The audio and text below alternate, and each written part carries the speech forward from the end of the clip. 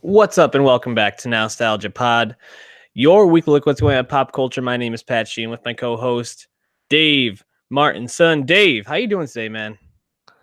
Doing well on this snowy, blizzardy day in the Northeast. I don't know how people function out here with these constant delays and job closings and school closings, man. So challenging. Yeah, it's awful. Don't even want to look outside right now. It's a hellscape for sure. We're going to be talking a lot of music today, and then touching on some a look forward to the 2020 Oscars. 2019 just wrapped up. We talked about the good and the bad, and if you want to go back and listen to that, you can find that as our Oscars recap. Hit that subscribe button on YouTube, and also go to soundcloud.com/nostalgiapod and find the podcast any way that you enjoy listening to it. Dave, I wanted to clear out the lane here a little bit for you so that you can dunk on somebody real quick. Yeah, we're talking about a lot of music today, and every other thing I listen to, I have positive thoughts on. But Lil Skies dropped his second album, Shelby, project I was very much anticipating, and I texted you. I was like, "Don't bother, man. It's don't waste your time." And I was frankly very disappointed because Lil Skies, he's someone that I spoke highly of in the XXL freshman discussion. He was originally picked, then he decided against doing it, but I thought he kind of represented what you expect of a XXL selection in terms of newness, success, future, expected success, all that. Pennsylvania rapper who blew up pretty quickly with 3 platinum singles, Red Roses, Nowadays, and Lust. And I thought he immediately showed a great grasp of melody and just making fun songs. And while he wasn't reinventing the wheel per se, he definitely seemed to be existing successfully in that lane at very quickly after just one project. So and then that song Creeping, Rich the Kid came out the middle of last year, or like springtime. And I was like, all right, here's just a throwaway single that's also really good. And I'm like, I really like where this is headed. It popped up on Wiz Khalifa's album with that For Real feature. That song did really big. And I was like, all right, the next project, he's on Atlantic Records now, and he'll have a great foundation, and I'm sure it'll be good. And no, this is so disappointing, so forgettable. And it's really disappointing because he uses way too much autotune on this project, which is something he wasn't really doing at all on any of his past hits. So I was kind of surprised by this choice. But I mean, autotune itself is not a boogeyman. Artists big and small use it to great effect to make their songs sound better. But when everything is just so like distorted to the point of like parody, I think it's just very distracting. But ultimately, like the songwriting was just very rote, boring beats, recycled flows from the past hits and stuff. So I still like Lil Skies. I still like all those songs I like from last year in 2017. But I thought this was just a huge miss, and frankly, not a good look considering he had great momentum. So I'm curious to see if he drops something at the end of the year just to restart, because I really don't see any hits on this. So yeah, you can skip this Lil Skies Shelby, that's for sure. So it sounds like you don't feel like the little skies are falling, but this is I was cooking that one. It sounds like you feel like it was too produced, and there wasn't enough there substantially songwriting wise to really carry it. Yeah. And that's the thing, like his songwriting wasn't amazing before, but songs like Nowadays, songs like Lust, he at least was trying to explore more personal ideas and stuff. But again, it's not like he was ever reinventing me in the first place, but I just thought his grasp of melody made him a fun listen. And obviously we know that the singy rap, the very melodic rap is very in right now with new artists. But I just think he just kind of failed to even attempt to do what he did successfully before. He just did this weird direction that just sounds very generic and isn't that good anyway. So disappointing effort, and I'm sure we'll hear from him pretty soon because he still streams pretty well, and I don't think his fans will evaporate off this. But this one itself, Shelby, not good. You think he's still going to get that XXL freshman nod? Well, no, because he accepted it last year, and then last minute said no. So gotcha. So I would think that's a firm no on that. Yeah, definitely.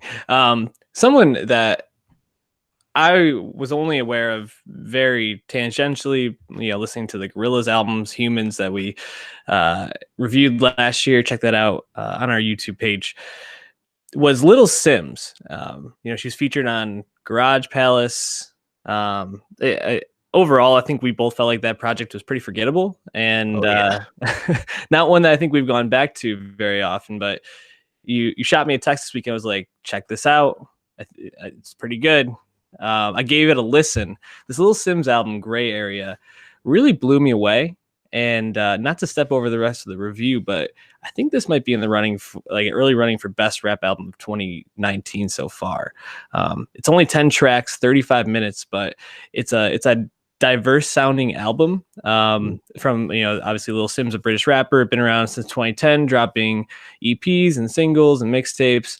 Only has, I think, 3 feature full length albums. Yep. So being her third one. And I think that this might be the one where she can finally break through and capture some more critical acclaim and attention. She's only 25, which is crazy. But before we get too far into it, Gray Area, your thoughts? Yeah, I agree. I've listened to most of her past work, which again, I was not aware of her until Garage Palace, that Gorillaz song. Specifically, Gorillaz, I saw them at the Meadows 2017. They brought Little Simz out to perform her feature on that song. And I was not even aware of that bonus track until I saw it live. I was like, wait, this is awesome. She was great performing it. What is this song? And I went from there and slowly pieced through her all of her past work. And I think this is clearly her best project thus far. And like you said, she's only 25. But if you look at her Genius page or Wikipedia, it's quite a prolific run of music, mainly independently distributed. Or I think now she's signed to Age 101. It's a indie British distribution label, so she's got very small people helping her. She's certainly not a major artist. And yeah, I agree with what you said. I hope that this gets her more mainstream attention, perhaps opens up more doors for her to access other artists, perhaps on bigger labels. But even if that doesn't come to fruition, I don't think she needs the help. She's definitely clearly a unique artist that has a lot to say, to be simple about it. Yeah, she has a lot to say, and she takes a pretty straightforward, honest approach with a lot of it. And I think she does a pretty good job of exploring her own vulnerabilities on this, like tracks like Therapy, the last track that was looking at like the price of fame, and if you become famous, like how it can lead to, all these famous artists who have died early and all the problems that they had, things like that. So it seems like she's pretty introspective, but I think the track that probably stood out most to me was actually the first one, Offense. And that's for 2 reasons. One, she has this really almost like growl, like cool delivery in it. That's like, you're just like, wow, she sounds incredible on this. But it starts off with this like crazy bass and drum, then starts layering in these flutes and other instruments afterwards. And I feel like it captures the essence of this album so perfectly. Because on this album, I feel like there's tracks that are a little bit more airy, a little bit lighter, more R&B-ish, that she's still rapping masterfully over. But then she has those really hard-sounding tracks that really just make you want to bop. And I think that she can go back and forth between it so easily. It's just really impressive. So Offense is one that stood out to me, but talk about some tracks that maybe you liked. Yeah, I really liked 101 FM towards the middle, just because it loosely has a FM radio theme similar to Vince Staples' last project, but like the clearly Asian influenced instrumentals and production was really cool. And then she just really rides that beat with a flow that's kind of different than what she's been showcasing the rest of the project. A lot of funny like video game references and stuff on it, but I really like that just because I thought it sounded great. Even the song right after that, Pressure, Little Dragon. And Little Dragon hasn't been wowing anyone recently, but I thought their feature was quite strong. But yeah, I think throughout this, and I mean, this was present on her past work. I think especially her last 2 albums really kind of showed that she was like a really important artist to watch. But even more so on Gray Area, she just has really evident technical ability that is matched with varied flows and a sound that doesn't like put you to sleep. She's a lyrical rapper that is still engaging to listen to and doesn't drone on or kind of blend in with the rest of her songs. But I think it's quite hard, quite challenging. Not every artist who raps good, makes good songs. Mhm. So I think this is something that, again, like I said before, I hope can really be a big springboard for her. But even if it's not, I want to listen to it again, to be honest, because like you said, there's a lot of lyrics here that I think there's some dense concepts. You got to really listen. Feminist themes, empowerment. There's a lot on here. Yeah, not that we need to be comparing, the whole Nicki Minaj, Cardi B thing, but she reminded me a lot of No Name, just in terms of like the way that she's able to, I think, get a lot out there without it becoming too dense and hard to access. Obviously, I think sound wise they vary, but there were some times like Selfish, I think is a track that I could have definitely heard No Name actually rapping over instead of Lil Simz, but regardless, I think that Lil Simz has a great future ahead of her. We haven't added one of her songs to the playlist yet. Now, check that out. Nowstalgia Best of 2019. I feel like we could have added almost any of the 10. So this one might be a hard choice, but I think I'm leaning towards the first one. Also, shout out Inflow, who produced this. I think he did a really great job of diversifying the sound and really texturing the tracks a lot. So why don't we jump to a more established and probably well-known artist, at least here stateside, and probably just worldwide anyway. 2 Chainz. Yeah, true. Go to the league, dog. Yeah, man. I was very excited for this. I mean, he had given us this album title last year, and his previous album, which we didn't end up reviewing on the pod, but that came out in 2017, Pretty Girls Like Trap Music. And that was, until this point, the best 2 Chainz album, when he really started to like become like an elder statesman, as an older rapper. I mean, he got really big later in life, his like Titty Boy days, he wasn't as famous, but mid 2010s on, he obviously was a big mainstream rapper, big Atlanta rapper, but I think he really evolved. We maybe saw a little bit on Collie Grove, Lil Wayne, but Pretty Girls Like Trap Music were like, all right, there's more to 2 Chainz than we thought. And obviously that had big hits like Good Drank, 4 a.m. and It's a Vibe, but there were also like deep cuts on a 2 Chainz album for one. Songs like Riverdale Road, for example. So I obviously was very much anticipating rapper go to the league, and I was a big fan of it. But what did you think as someone who's more of a cursory fan of 2 Chainz? You hear him when he pops up, kind of fan. Yeah, I enjoyed 2 Chainz a lot. Almost any feature he's on, I think he's excellent and always brings it. This kind of, when I was first listening to him, I thought this feels like his 444 in a way. Like he's really trying to like say something and be introspective while also making an album that's like fun to listen to. And similar to what we were saying about Lil Simz, no track really sounds the same on here, which I think is unique for a 2 Chainz album. Not that he always sounds homogeneous, but I think that 2 Chainz kind of he is who he is at this point, and he sometimes leans into that. But here he really tries to switch it up, and I was impressed. I don't think this is my favorite rap album by any stretch, but there's a lot here to like. I'm wondering, what did you think about all the features he has in this? Because he's got a ton of them. Yeah, I think to your point, it very much has the union of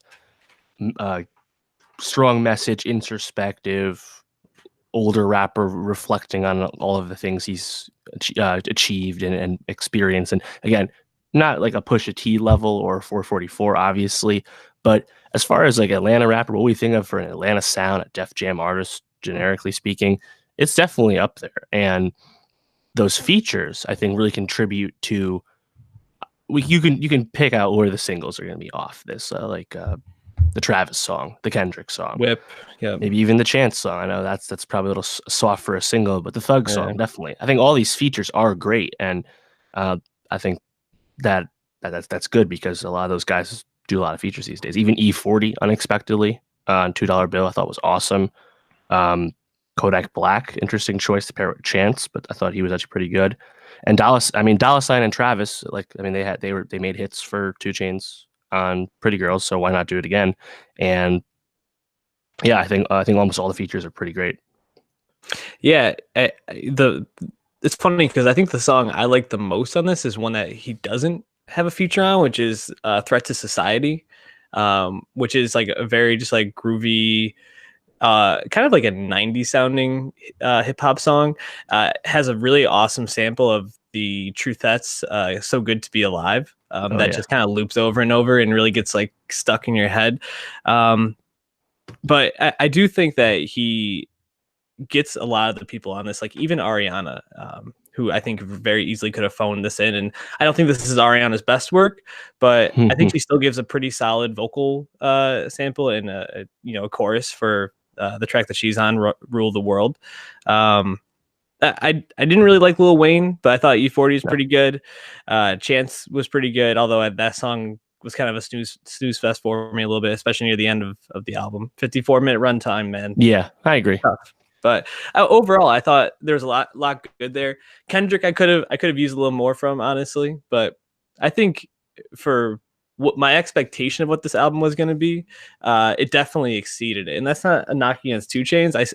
I think I know him more as the guy who can come in and feature and kill it. Kind of like I see 21, although 21's album also surprised me. So Right. a lot more there to those artists than I think I give them credit for. Yeah, this is funny because this album also, I mean, this was probably not foreseen that long ago until recent developments, but it's kind of the bookend of the Ariana Grande Seven Rings fiasco, right? Mm. I mean, since that happened with the flow biting, cultural appropriation marks, etc. Check our video on that. We went into it more.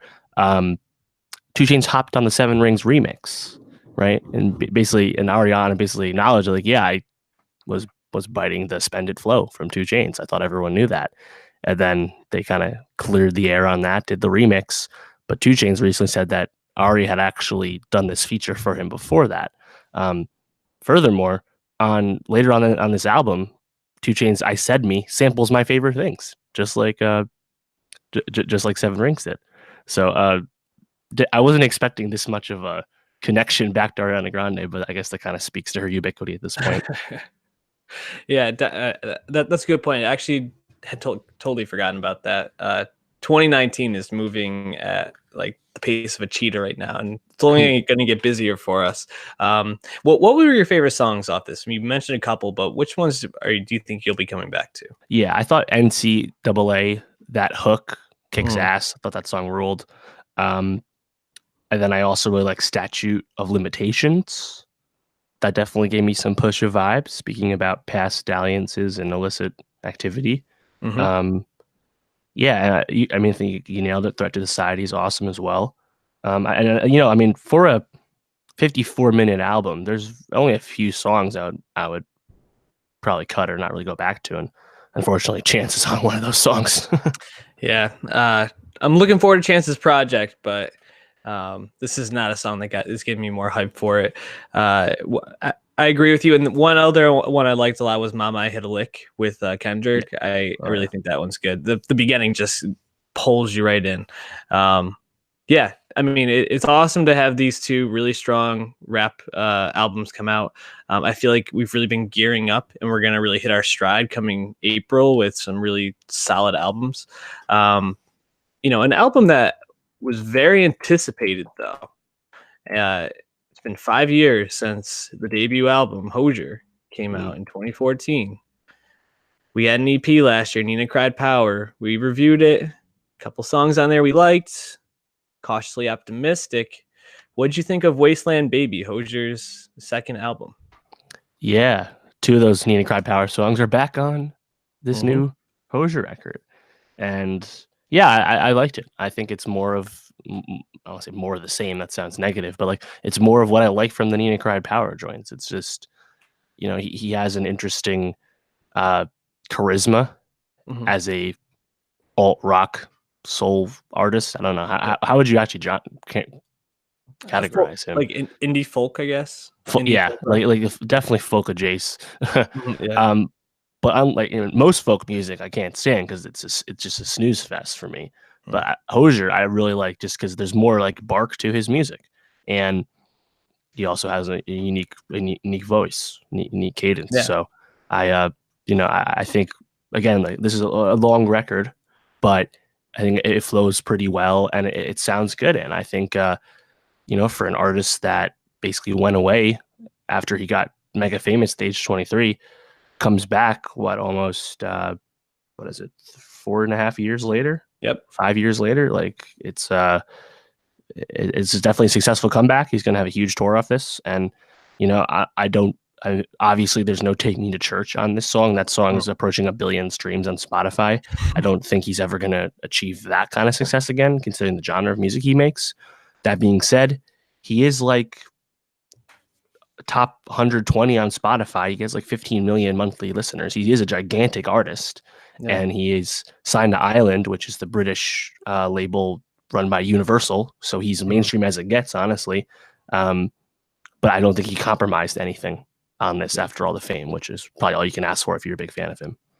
Yeah, it's actually kind of crazy to think about that he's top 150 streamed artist on Spotify when he really only has one record prior to this past Friday. He has a huge following. I think the appeal is obvious. You kind of touched on a lot of it. I actually think Take Me to Church artistically has hurt him just a little bit on this record, because I think the songs where he tries to lean into like that, like having the church choir in the background and trying to make it a little bit more like dark and edgy, is when the songs seem to lack a little bit for me. And I think when he leans more into the songs, like off his first record, Jackie Wilson or Cherry Wine, like songs that are more folky, but he really finds a way to make them catchy and more mainstream than most folk comes across. I think that's when he does his best. And like a song like No Plan on this is one that stands out to me. Even the title track, Wasteland Baby, Almost Sweet Music. I think all those songs kind of fit in that mold where he's able to use his songwriting, which I think is excellent, to deliver these songs that most people wouldn't like in a way that just makes you want to listen to them over and over and over again. I know I listened to this album like 3 or 4 times sitting at my desk last Friday, just kind of like working my way through it. So, I'm wondering, because I know that you're not big into like indie rock, folk rock, like what do you think it really makes Hozier like transcend past where most artists like him are? Because he really, I think you could very easily just call him indie rock, but something about him as an artist really captures people. Yeah, I don't know. I think it's making like a bigger sound. I don't know. Like he's like good Mumford & Sons, Like it's like better written, just more interesting, but that base appeal to the white people of the world, of which there are many. I don't know. I think it's just he came around at the right time, but it's just again, I just find it very interesting that he's so famous and so successful despite making music that is much more artistic than most of the folk grab bag you get nowadays, Yeah. So like the Lumineers and Mumford & Sons just pale in comparison to what, Hozier can do. So yeah, I don't know. I need to listen to some of the press he does, because I like to listen to hear more about his process. But yeah, just honestly, I'm pretty blown away that he can go away for that long in your 20s, in your prime, while you're making all this money, streaming all this music, and then this is the album you can make. He didn't sell out. It's very impressive. Yeah, and this album actually feels a bit like a transitional album for me. I think he's really still finding how he wants to make songs and how he wants to be writing them. And I have a feeling his next album is really going to be when he's able to kind of put it all together, as he matures as an artist and thinks about more what he has to say. So Hozier, I'm really excited for the feedback we get on this, because I know that he has a huge following, and I think that he's excellent. And I hope we get some Hozier fans following this page, because we like to talk about him for sure. An artist did we talk about A Seat at the Table when it came out? I can't remember. That's 2016. That's right when we started. Didn't review the album. We talked about the end of the year. Talked about Cranes in the Sky. I think that might have made your top 10 songs list, perhaps. Great song. It won a Grammy, so we probably talked about it then. But yeah, we undercovered the Solange comeback a few years ago. That's for sure. for real a comeback, because I think her last album prior to 2016 had been 2008, so there was like an Yeah. 8-year period. And yeah, Solange came back in 2016 with a vengeance, because A Seat at the Table is not only critically acclaimed, but it's beloved. I mean, you look back at that year, and people are talking about it now, just 3 years later, as a classic album. In some places, it's really impressive to see her come back. And When I Get Home feels like the perfect follow up to A Seat at the Table for me. You know, it's not going to be as big as that album, because you don't have a song like Cranes in the Sky or Don't Touch My Hair. But I think as an album, it's so cohesive, and it's almost just kind of like one long run on experience, in a way, the way it flows together, that it's almost hard to think of it individually, and just more of like the overall feeling you had listening to the album. What do you think? Yeah, I agree with that. I mean, it's funny because there's a lot of tracks on this. There's a lot of interludes and short songs, yet it actually feels like well paced still, because it's actually still not that long. There's just a lot of individual tracks, and yeah, I don't know if I think there is a chance that, given that she's now established in this new era for her career, I think maybe she could do better. Mainstreamly streaming attention. I mean, obviously she'll get award attention, she'll get critic attention. She already had that, but I think Stay Flow or Almeida, like I think those songs Yeah. have a chance to get picked up and do big numbers. I mean, they're both already over 1 million in a few days. I guess not that much, but for neo soul, for R&B, real R&B, I think these could be some of the biggest songs in that field of the year.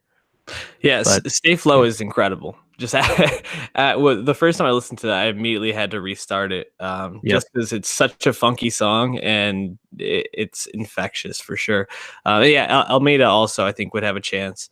The thing I think is most impressive to me is the list of collaborators she had on this that helped her to shape this album. I mean, yeah, Pharrell, you got Devin Hines, Metro Boomin, The Dream, Sampha, Tyler, Playboy Cardi, Steve Lacy, Gucci. Yeah. I mean, pretty much any like Black artist who's influential and creative and inventive right now.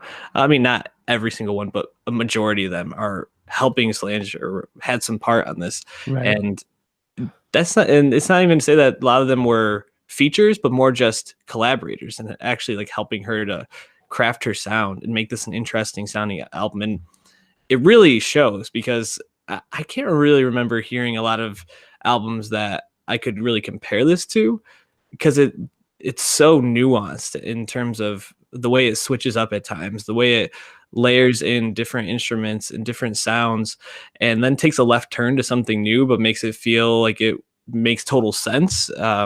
It's just, I think, really expertly done. It's a really impressive album in how it's crafted, I think.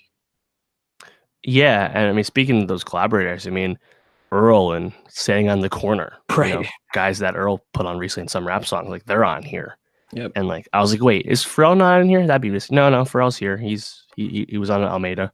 So it's like really inspired choices for collaborating, but also like no one in like this field makes albums constructed this way. It's just, there's clearly a lot of effort and time put into really dictating the vibe and what she's really trying to do here. And similar to, See the Table. So I think this new era of Solange is getting big, and obviously being Beyonce's sister obviously helped her for many years. But I think she's clearly out of that shadow now, which is great, because I mean, personally, I never really thought much of her. I hadn't really listened to her old music when she was very young. And then once See the Table happened, I'm like, really, we're hyping up Solange now? That's what's going on. But I mean, it's the real deal. And yeah, I think I'm curious to see how this does first week in terms of just, I want to really see how big is this star actually, and then also Stay Flow, Almeida, can those songs become streaming hits? Yeah, it's definitely interesting. Solange just comes across as so confident in who she is, not only as a person, but as an artist on this.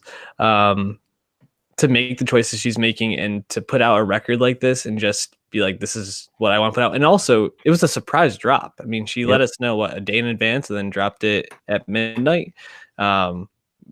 Just the confidence she has is evident, and I'm really just impressed with her as an artist because, like you said, I don't think anyone 10 years ago would have been like, oh yeah, Solange Knowles going to be this really well-respected, well-regarded artist. I think we were going to always think of her as Beyonce's little sister, but she's so much more now. It's amazing. Any last thoughts before we wrap up on music for this week? No, I don't think anyone needs prodding to listen to this album, but yeah, I'm very curious to see how this plays out for her. But I will prod people to go listen to that Lil Simz album. Give it a listen. For sure. All right, we're going to transition to movies here.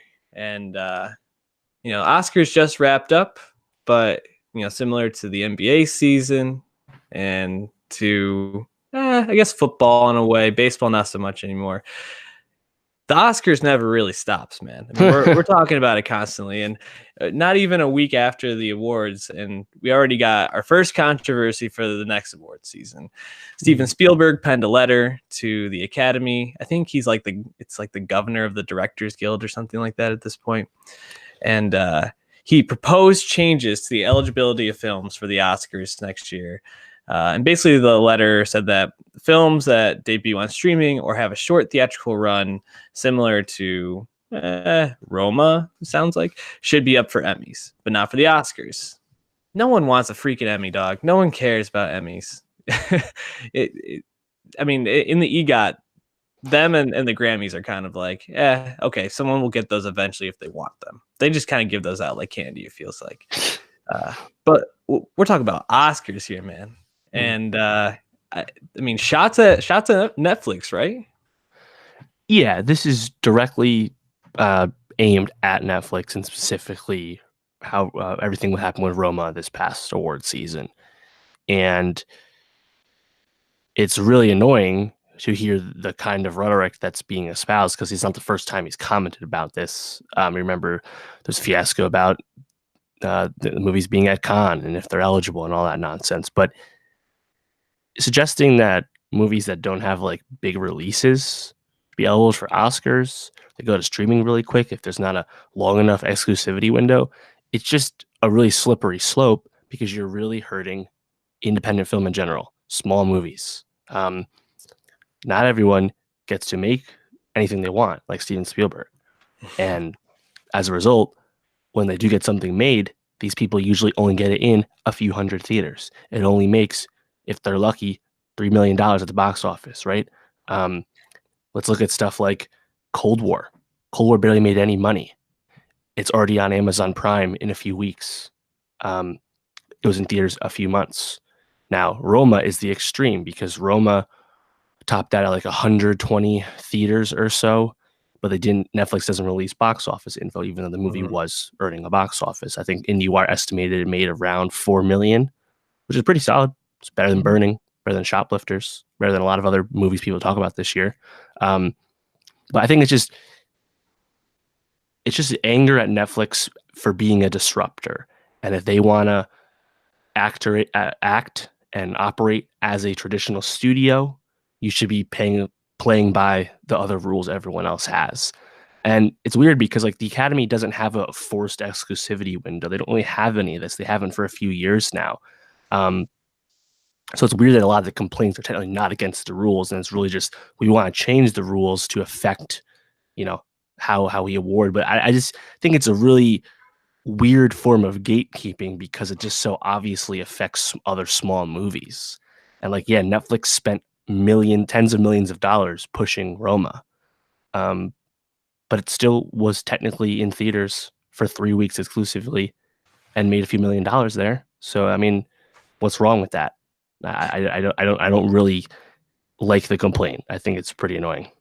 Yeah, the perspective is an interesting thing to think about in this because, like you said, Spielberg gets to make literally anything he wants. I mean, he's making a freaking West Side Story remake with Ansel Elgort. I Right. mean, literally anything he wants.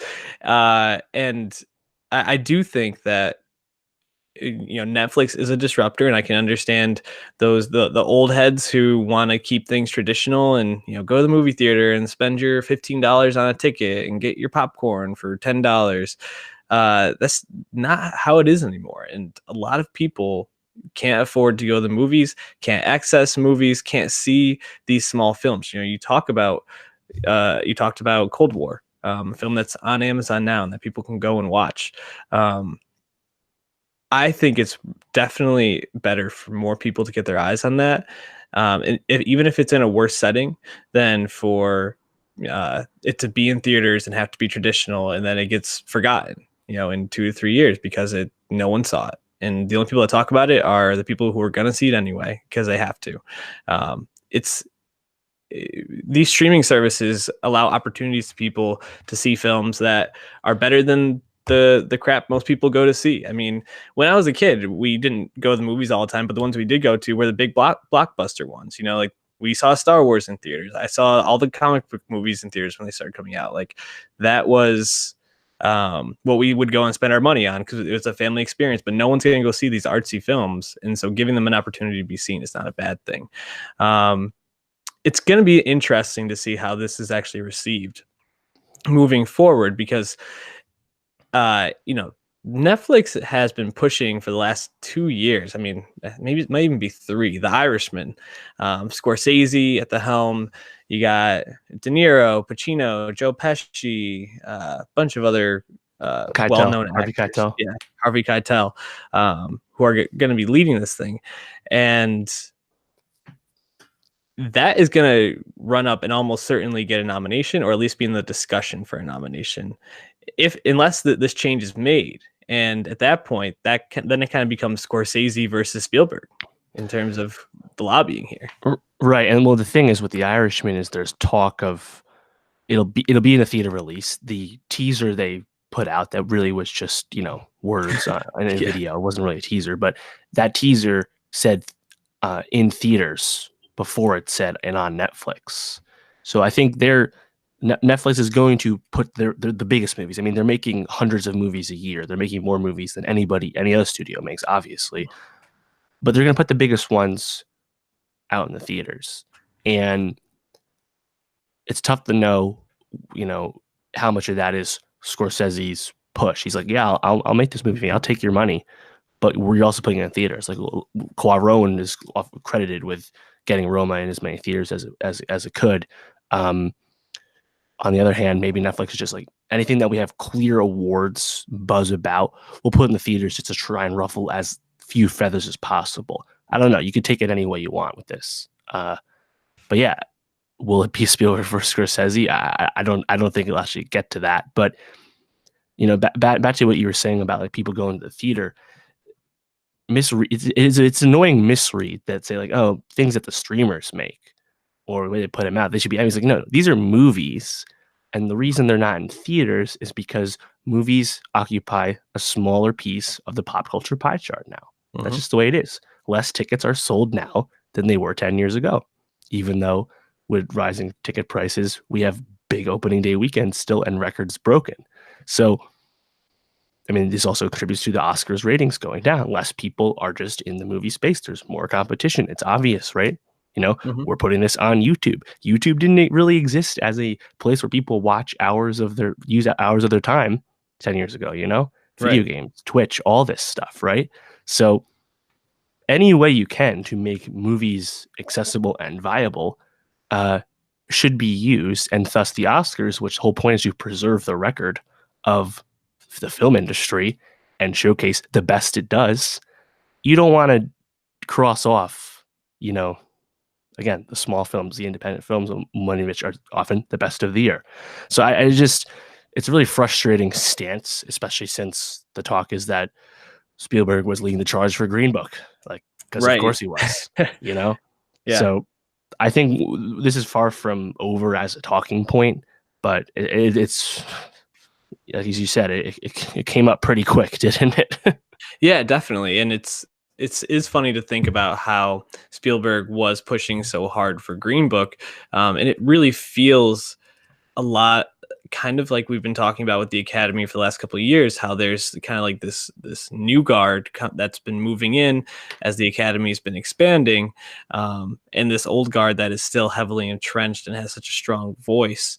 I mean, I think that's what's going to make this such an interesting topic to watch, because Spielberg, I think, for better or for worse, really has a major influence on a lot of people. I mean, he's one of the living legends of film at this point. And I think a lot of people take what he has to say and will listen to it. So how the Academy handles this and how they look at it. I mean, they talked about adding categories. I don't know if this is something that they would even consider, but potentially like having a category for, best streaming movie or something like that. Yeah, no, there's no way that would fly. It's just like the popular movie.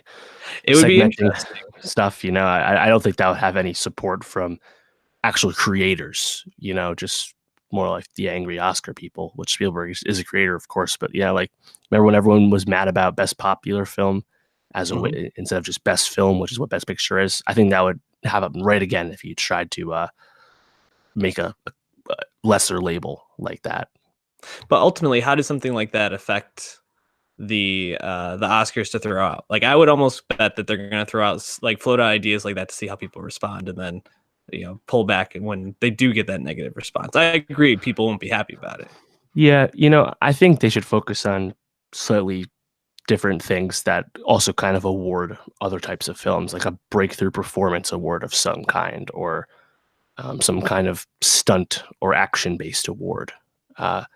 There are a bunch of ways, and there's a lot of pieces about this, just ways to expand the Oscars, bring up more interest in other categories, but also chances to recognize the variety of excellence in film that we have every year. So it's all one big kerfuffle, honestly, and we'll see as more talk comes out. I mean, to the Spielberg camp's credit, one of the complaints on that side is that Roma's massive push into independent theaters and dominating that, and also the financial push, kind of hurt other foreign language films, specifically the Sony Pictures movies, Capernaum and Never Look Away, which were both also nominated for foreign language film. They did not get to release until after the holidays, when there was more space. So part of the anger is not so much that Roma was not in theaters that long, but that the way they were in the theaters for only a certain amount of time, but also affecting other movies that were trying to be more traditional. So there's a lot of sides to it. So I'm curious to see how it plays out, because obviously it'll come up again. Drop your opinion in a comment below this video, or hit us up on our SoundCloud.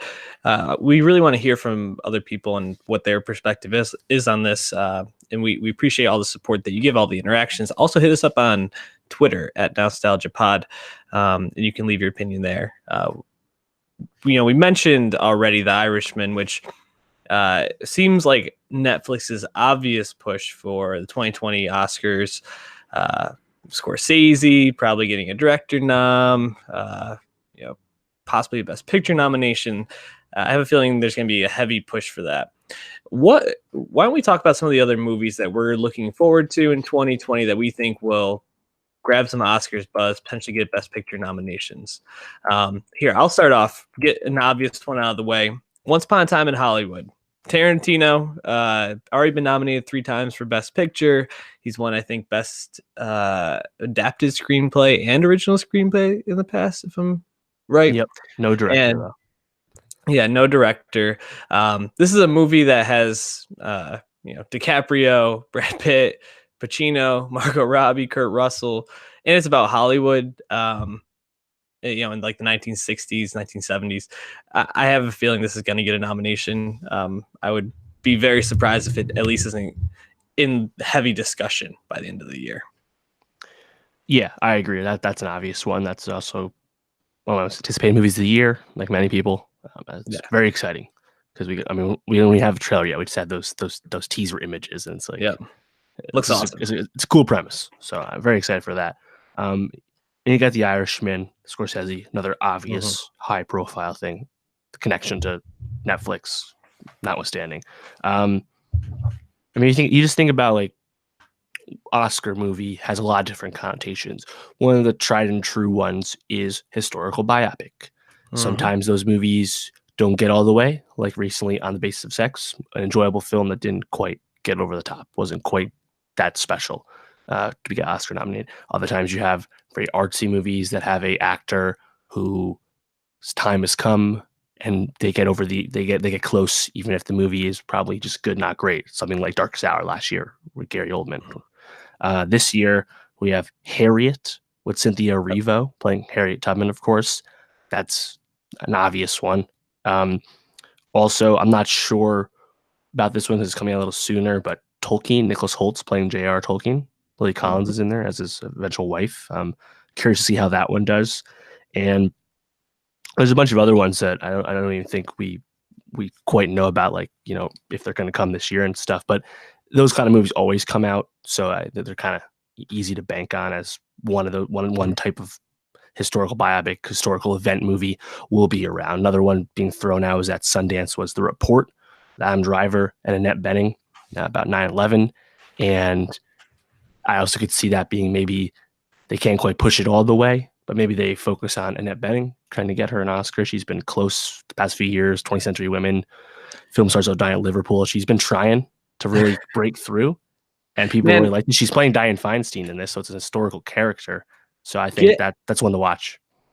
get Adam Driver his Oscar for real. I mean, we're going to talk about him a little bit, I'm sure, but he has a chance to possibly be nominated for as Kylo Ren if Star Wars gets nominated for Best Picture, which I don't know if I think it will happen, but there's been a lot of buzz about the possibility of it, and I think if it does get nominated, or if it's at least in the discussion, he might have a heavy chance of getting nominated for that. But get Adam Driver his Oscar already. He's one of the best working actors right now. Right. Yeah, I think episode 9 and whatever it ends up being called, Mhm. the obvious comp is Lord of the Rings: Return of the King, Right. which won, like, was it 13 Oscars, including Best Picture. Um, it's a similar idea. If the movie's critically acclaimed at the end of the year, that conversation will happen, and Driver will be part of it. I mean, we just saw Black Panther get nominated. That was definitely more recognition of the cultural event. I don't know if Star Wars quite will be able to make that kind of impact like Impact. that, but it'll probably make slightly less money as well, domestically anyway. But that'll happen. And in terms of like blockbusters, I don't know if there's anything else. Like, I mean, A Star Is Born made a lot of money. Bohemian Rhapsody came out of nowhere, made a lot of money, and got Oscar attention.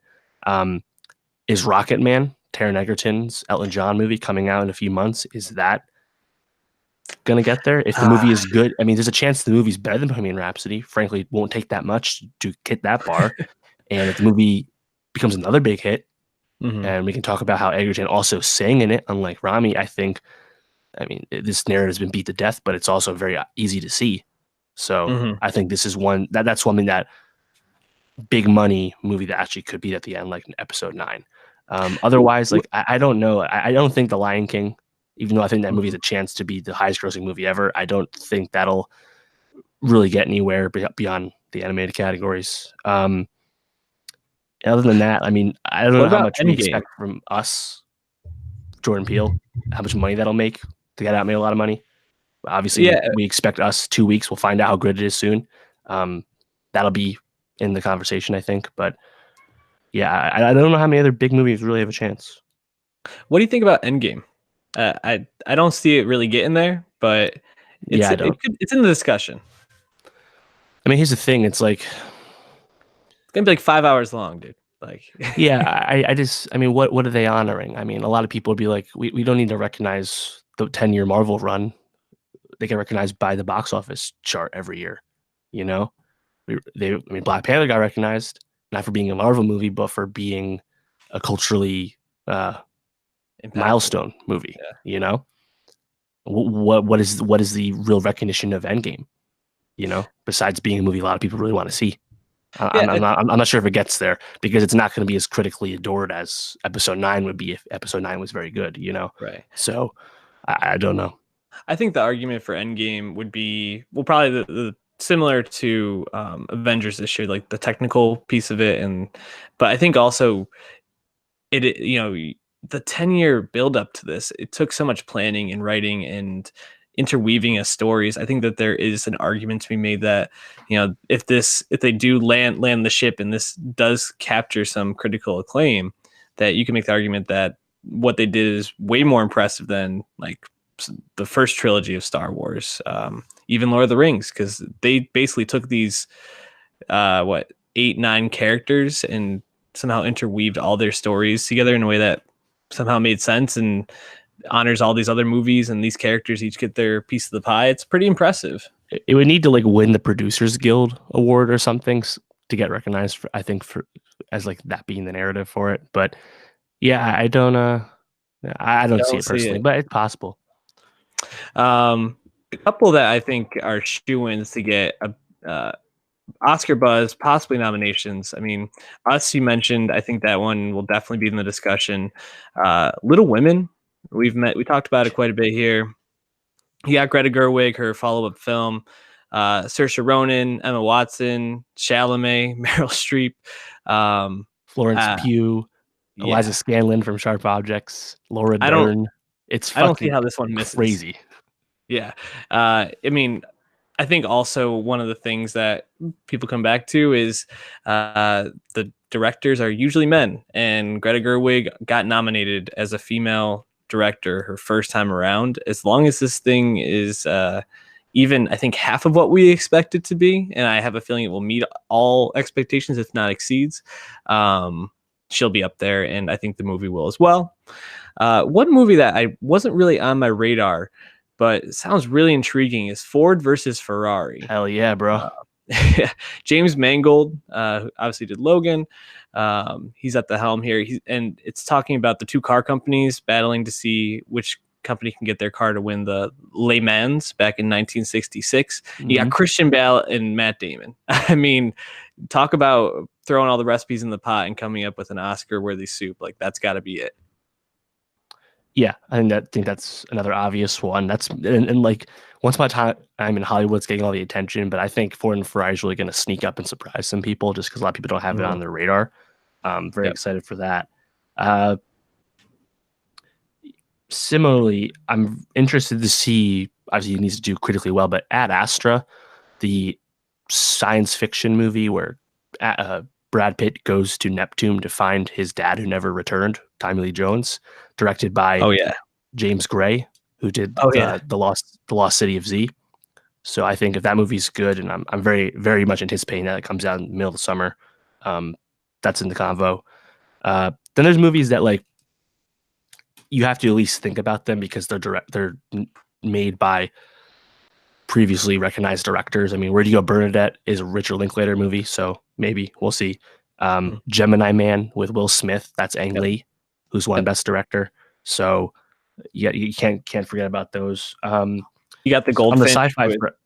The Goldfinch, obviously. John Crowley, who did Brooklyn, I don't think he won for that, but he's nominated. Mm-hmm. Soderbergh comes back again. We just had High Flying Bird comes back again with The Laundromat, the Panama Papers movie, which is a little higher profile. I mean, we all love Andre Holland and Zazie Beetz, but this one has Gary Oldman, Meryl Streep, and Antonio Banderas. And that's probably Netflix's other big one after Irishman.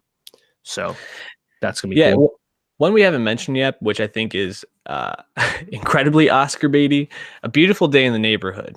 So you got Tom Hanks portraying Fred Rogers, Mr. Rogers. You got Matthew Rhys from The Americans, our guy, playing a journalist named Lloyd Vogel, and it's about their relationship.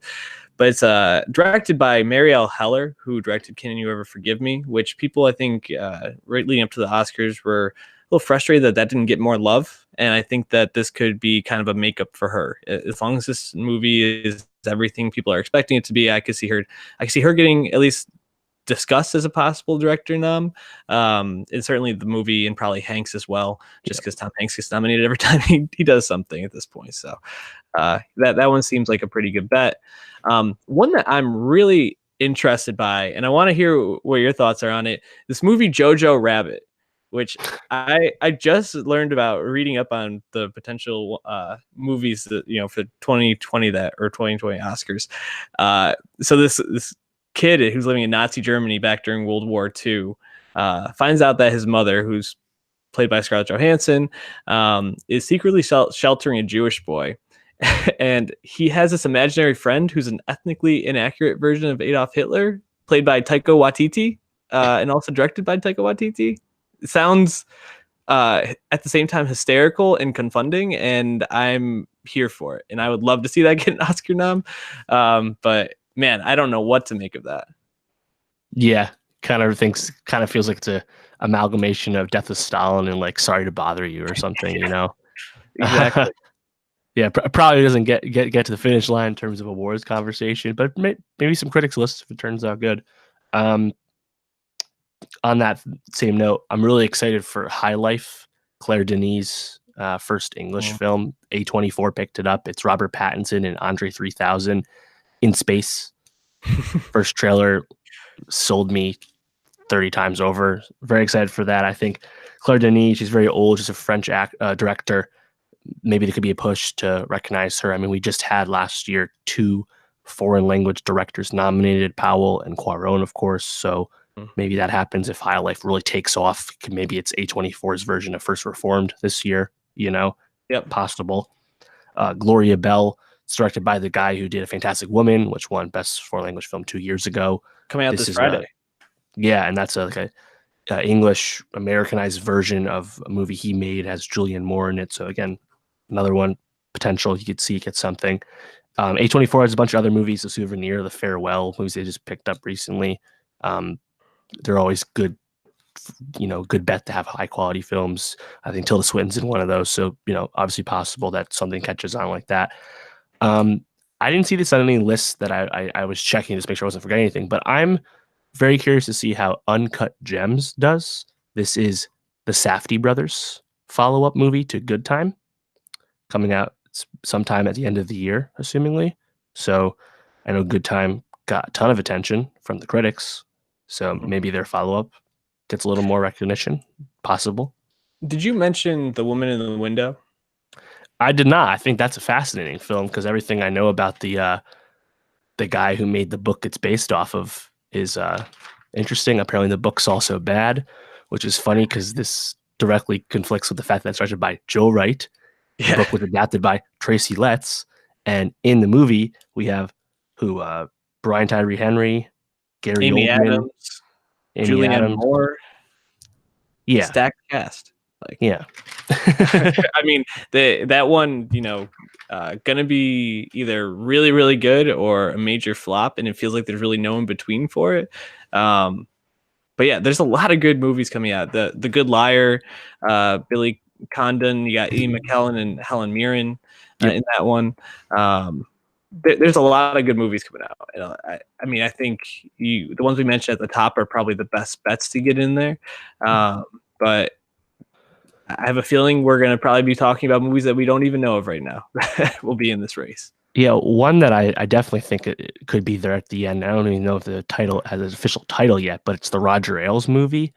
The comps are obvious with Vice, but this one isn't directed by someone as big or has this stature of Adam McKay. It's directed by Jay Roach, so I don't know if it'll quite get there. But then again, Ailes is played by Lithgow. Megyn Kelly's played by Charlize Theron. Nicole Kidman's in here. Margot Robbie's in here. Allison Janney's in here. Connie Britton's in here. Feels like Vice again. Now, Vice obviously didn't do as well as it wanted to, but it was still nominated for Best Picture and a bunch of other stuff. So I think that's possible as well. Absolutely. And if that Chalamet one with Pattinson. The Henry V movie. Yeah, the King?